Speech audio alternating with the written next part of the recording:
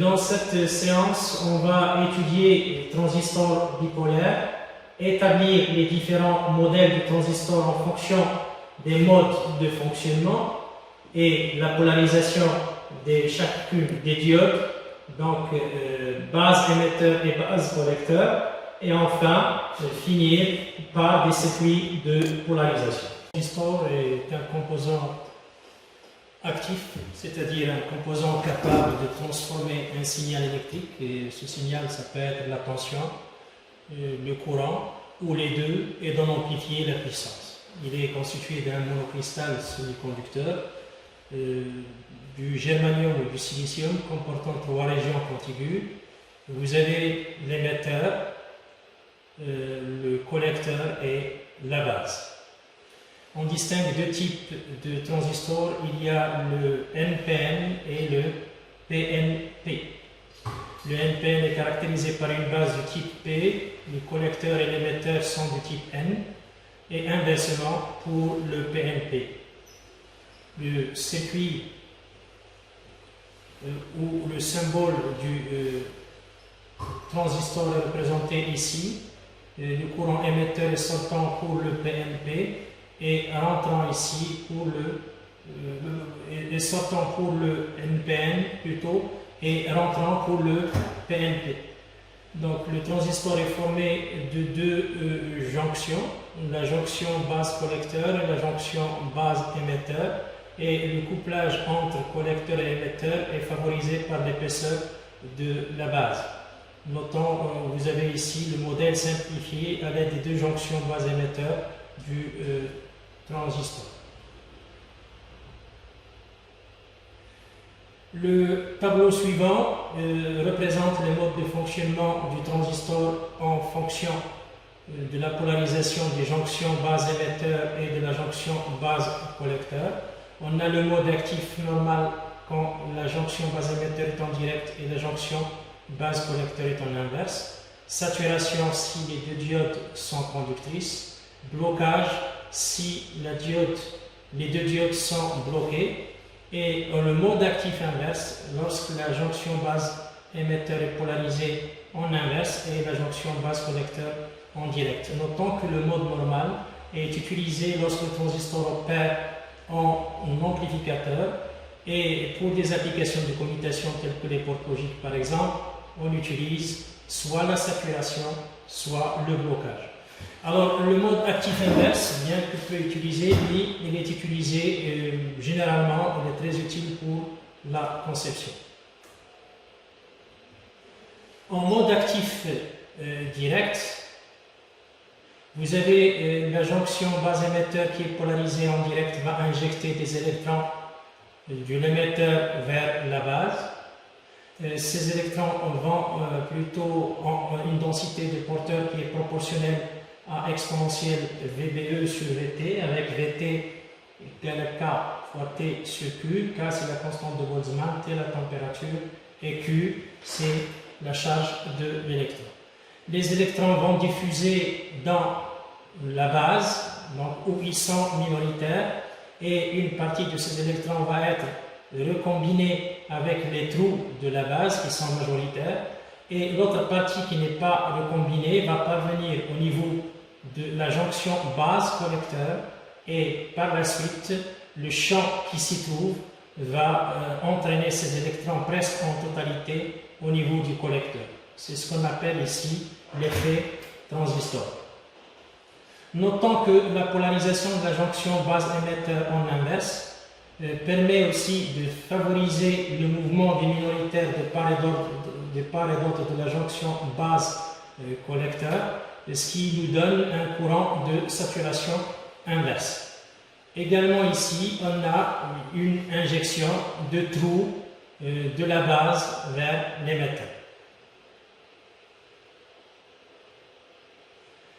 Donc le courant émetteur qui résulte de l'injection des électrons et en même temps l'injection des trous dans l'émetteur est proportionnel à exponentielle VBE sur VT. Ce courant-là, c'est un courant bien sûr d'électrons et un courant de trous, puisque ces deux entités sont proportionnelles à exponentielle VBE sur VT. on a le courant IE est également proportionnel à l'exponentielle VBE sur VT pour VBE supérieur à VT. Ce courant ISE, c'est le courant de saturation de la jonction base-émetteur polarisé en direct. Notons du fait qu'on a l'effet transistor, le courant collecteur est proportionnel au courant émetteur et cette constante de proportionnalité alpha, c'est ce qu'on appelle le gain en courant en base commune. C'est une quantité qui est inférieure à 1, donc il est très proche de 1. Le courant IS ici égale à alpha fois ISE. Compte tenu de la loi des nœuds, donc ici IE c'est la somme du courant collecteur et la somme du courant base. Du fait aussi qu'on a le IC, il s'écrit comme alpha fois IE, on peut montrer que le courant IC est proportionnel au courant base et la constante de proportionnalité est bêta. C'est ce qu'on appelle le gain en courant et on va voir par la suite qu'il s'agit d'un gain en courant du transistor monté en émetteur commun et court-circuité à la sortie.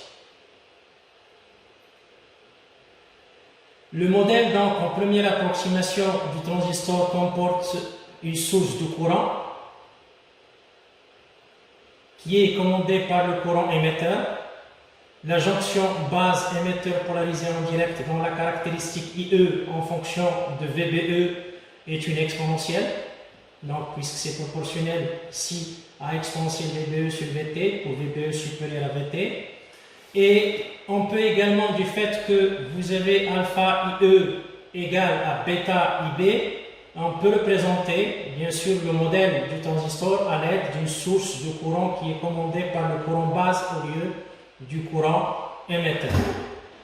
Notons ici, on remarque que le bêta, il prend des valeurs entre 50 et 300, parfois moins, parfois plus, en fonction des transistors. Le bêta, pour bêta égale à 100, on constate que alpha est à peu près égal à 1 puisque c'est un 0,99 ici. Notons aussi que bêta augmente avec la température.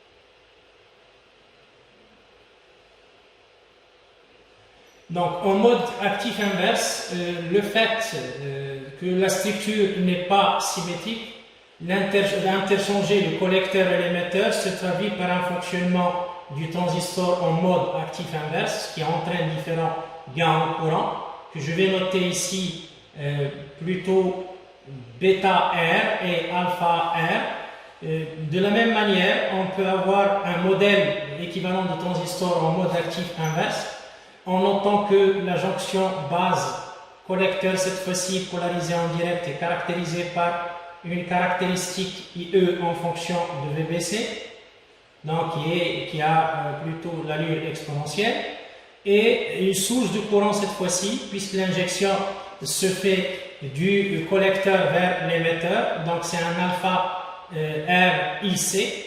Donc, et je peux dire aussi que puisque cette quantité est égale à bêta R fois IB, on peut utiliser une source de courant qui est commandée par un courant base au lieu de prendre ici une source de courant commandée par un courant collecteur. Notons ici que les paramètres alpha R et bêta R ont des valeurs assez faibles. Donc pour l'alpha R c'est entre 0,01 et 0,5, mais le bêta R ici il a des valeurs qui sont inférieures à 1.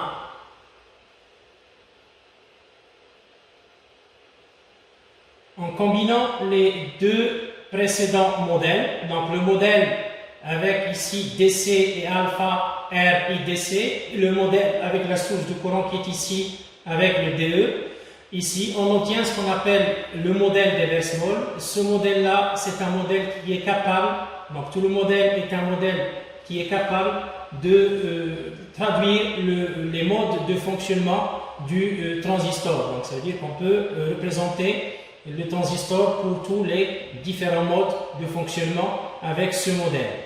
Notez ici que puisque le ID C et le IDE sont fonction de VBE et VBC respectivement, le courant IC, le courant base et le courant émetteur va s'écrire en fonction, bien sûr, des tensions VBE et de la tension VBC. Le bêta s'exprime en fonction de alpha et le bêta R s'exprime en fonction de alpha R.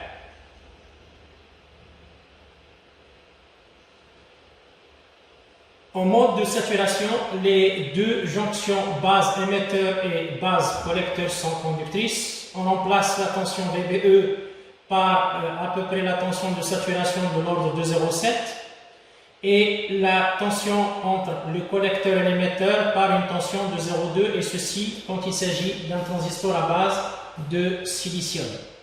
Notez que pour ce mode de fonctionnement, vous avez le IB est positif et le bêta IB est supérieur à IC.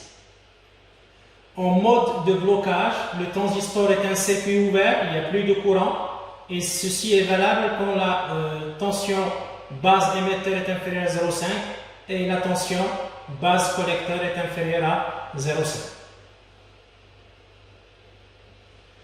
Ici, on représente les caractéristiques de sortie et la caractéristique d'entrée du transistor. Montée en émetteur commun. Ici, montée en émetteur commun, ça veut dire tout simplement que l'entrée se fait entre la base et l'émetteur, et la sortie c'est entre le collecteur et l'émetteur. Pour pouvoir déterminer la caractéristique de sortie, normalement on fixe le IB et on fait varier la tension VCE tout en mesurant le courant IC. Donc on obtient le réseau de caractéristiques qu'on a ici et qui est paramétré par le courant base. On note que pour une tension VCE inférieure à 0,2, donc on a la région de saturation qui est caractérisée par IC inférieur à bêta IB. Dans la région en mode normal actif, on a IC égale à bêta IB. Et pour la région de blocage, les courants IC et le courant base sont quasiment nuls. Je note aussi, pour avoir la caractéristique d'entrée du transistor IB en fonction de VBE, là, on fixe cette fois-ci, puisqu'on a IB en fonction de VBE, on fixe le VCE et on fait varier le IB tout en mesurant la tension VBE. Et on a une caractéristique de cette allure exponentielle, donc ici. Dans cette région où VBE est inférieur à 0,5, vous avez la région de blocage.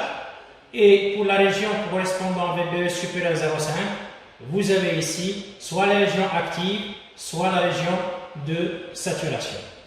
Notons que, contrairement à ce qui a été indiqué ici, le courant IC, les fonctions de VCE, il augmente quand, bien sûr, le VCE va augmenter.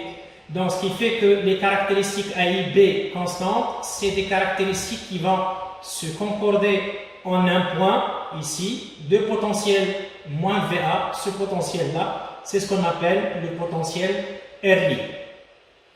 Notons que quand la tension VCE augmente, la tension de la jonction base collecteur polarisée en inverse augmente, ce qui va engendrer un élargissement de la zone de charge d'espace, et donc la largeur effective de la base diminue, ce qui va donner tout simplement, puisque le courant de saturation est inverse à la largeur effective de la base, donc une augmentation du courant IC en fonction de VC, AIB constant.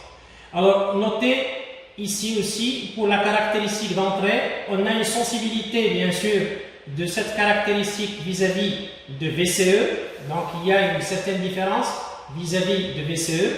Donc, on a tracé des caractéristiques pour VCE1 et VCE2, de telle façon qu'avoir ici VCE2 supérieur à VCE1.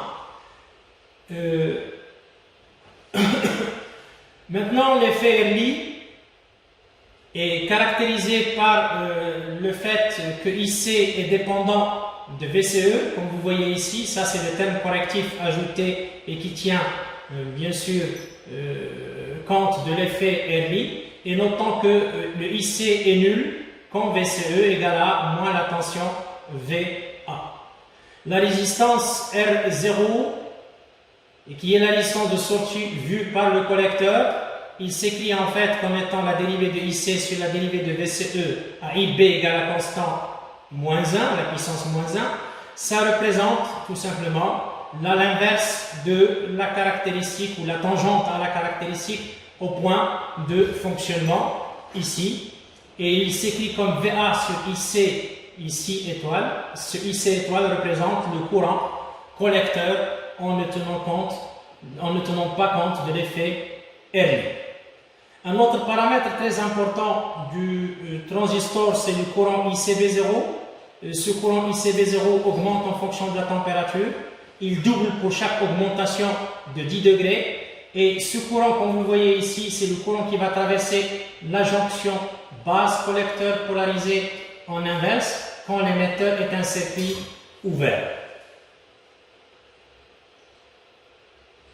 Le modèle du transistor est donc le suivant. Vous avez la jonction base émetteur ici. Donc dans la caractéristique, bien sûr, est une exponentielle. Et une source de courant qui est commandée par le courant base en parallèle avec la résistance R0 qui traduit l'effet RI. Notons ici, on passe maintenant à la polarisation. Donc notez que le problème de base en polarisation, c'est choisir un circuit d'encadrement pour alimenter le transistor et placer le point de fonctionnement dans la zone linéaire. Pour ce faire, en considérant le circuit suivant, dans ce circuit, on a une attaque avec une superposition de deux tensions, une tension variable et une tension continue, ce qui vous donne un IC et VCE qui sont en fonction de deux composantes, composante continue due à VB et composante variable due à VI. Donc en appliquant la loi d'Émail au niveau de la sortie ici, on peut écrire le IC comme étant VCC moins VCE sur RC. Et cette équation dans le repère IC en fonction de VCE, ça se traduit par une droite qu'on appelle droite de charge de pente moins 1 sur RC. L'intersection de cette droite avec la caractéristique IB égale à constante va lui donner le point de fonctionnement dans les coordonnées sans IC et VCE. De la même manière, on peut déterminer le courant base à partir, bien sûr, de l'intersection de la droite de charge à l'entrée, qui passe par VB et de pente moins 1 sur RB, et la caractéristique à l'entrée, IB en fonction de VBE. Ce point-là nous permet d'obtenir le IB et le VB.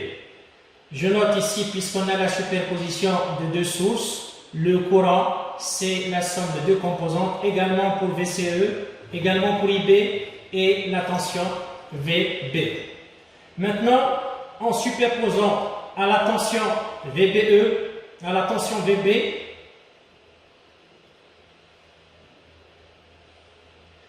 un signal VI, comme vous voyez ici, on le superpose à VB, le point de fonctionnement va osciller dans cette région entre A et B, de telle façon à avoir en sortie un signal variable. Par exemple ici pour le courant IB, vous avez une variation autour de la valeur moyenne constante IB et vous avez la tension VBE ici, c'est une variation autour de la valeur moyenne VBE. Notons que pour avoir un signal semblable ici au signal d'attaque VI, qui a la même nature, il faut que l'amplitude crête à crête, de là jusqu'ici, soit très faible, de telle façon que la partie ici, cette partie entre A et B, est assimilé à un morceau de droite.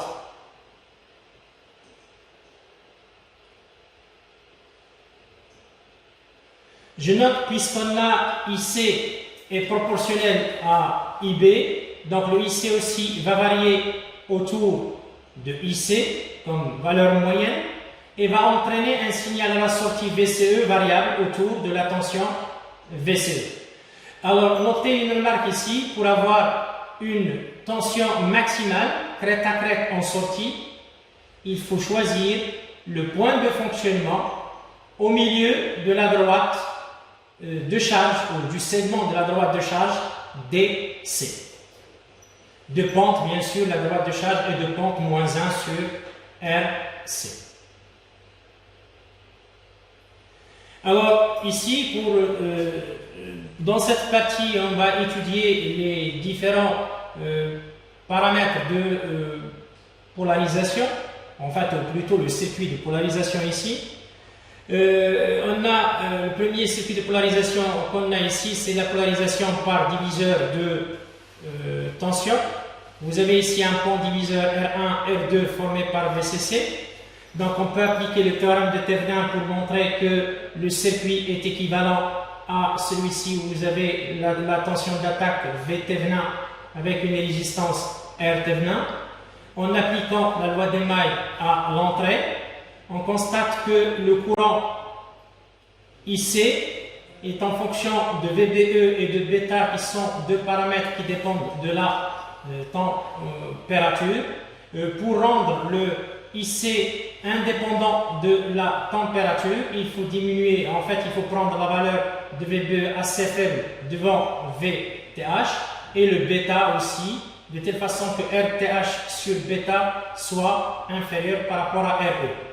Remarquons ici que R Thevenin, c'est la mise en parallèle de R1 et de R2, et V Thevenin, c'est plutôt le potentiel, en fait, ici, où la tension R1 sur R1 plus R2 fois VCC.